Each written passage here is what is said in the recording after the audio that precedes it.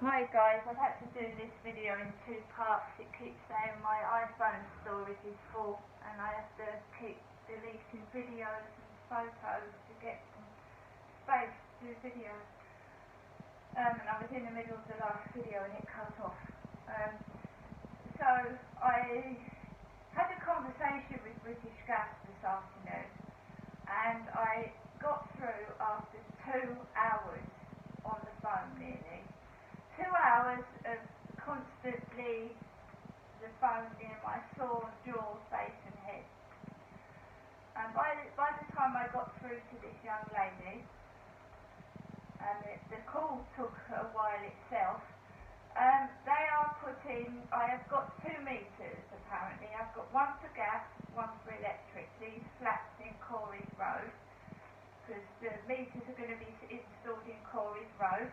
And the man who comes to do the meter is not coming into my flat. He's going to go downstairs into the meter room where all the meters are. There is no need for the British Gas guy or whoever he is to come inside my flat because the meters are downstairs. They're not in my flat. Now why I'm saying this is because she asked me personal questions. She asked me if I lived alone. Did I have pets? This place is fully secured. There's cameras everywhere, there's alarms, and the place is like Fort Knox. You would have to have a key to get in here, and a security key as well. Plus there's cameras all over the place. And the flats are close to each other, so if someone decides to break in, or have a burglary, or try to come in and attack me, there are flats right at the side of each other, okay? Because she asked me, did I live alone? She asked me, did I have any pets? How many? She asked me, did I have any mobility issues? Because my mum can't walk properly. I said I suffered from depression. And of course, when someone makes you feel miserable and horrible and all yuck, is yelled out. Oh! Makes you feel horrible, doesn't it? Some people feel suicidal when they're constantly bullied and abuse is thrown at them. So after the phone call, I went to Blue Water and I had all this bullying in there. By people that should really know better. I'm not discussing it because I could come across as a bit hateful myself, because you've got to word things right, do you know what I mean? I felt bullied in Blue Water itself. There is a person that is taking the mickey out of my gender, calling me a man, and it's very blatantly obvious I'm not a man. And they are also racist, calling me black when I'm white. So we've got a racist, a thug, and obviously a hater and a nasty person that needs being locked up behind bars.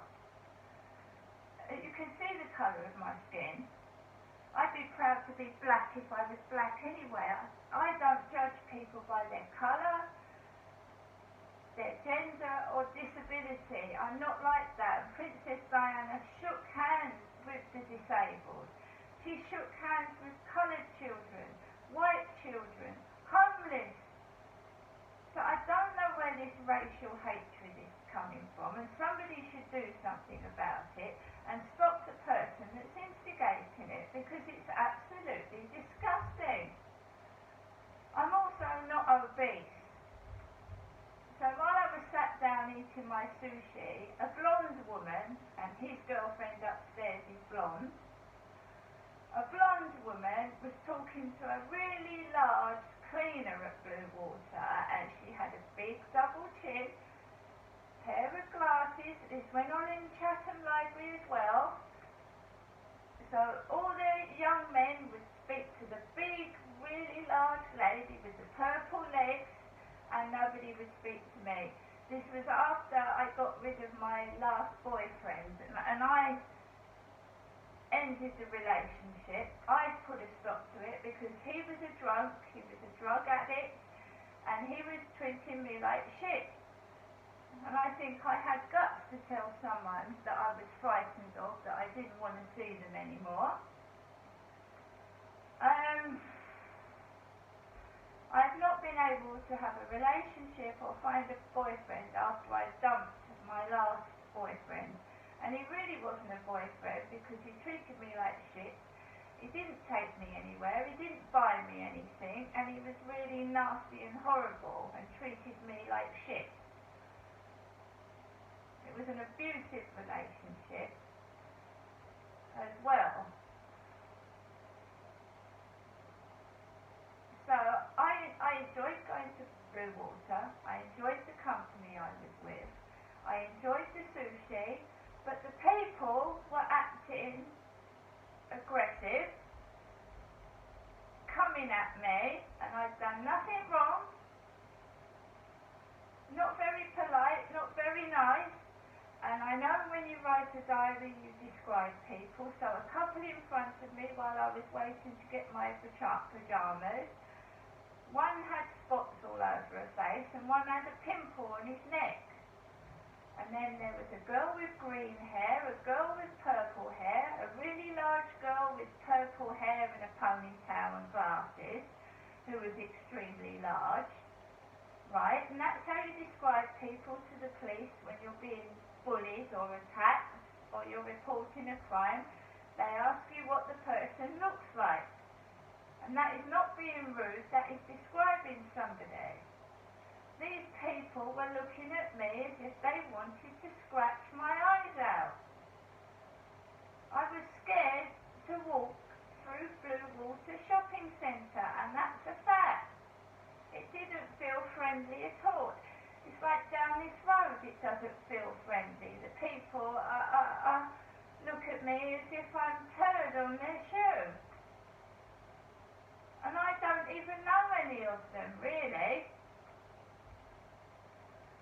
And I'm not going to get angry and spend my time banging the ceiling upstairs. I'm a grown adult, so I should deal with it myself. In an adult, mature way, not bang the ceiling and scream. If I smell drugs, I'll report it to Kent Police. If there's banging, I'll report it to the housing. Basically, if anyone comes downstairs and attacks me, I will call 999 and deal with it that way.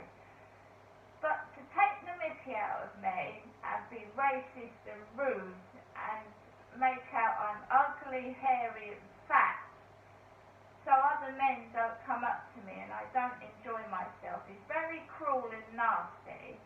And, you know, I don't want you. The person who's doing it is trying to isolate me from other men, isolate me from talking to people, and it's somebody I've obviously turned down or I'm not interested in, or they've got a grudge against me.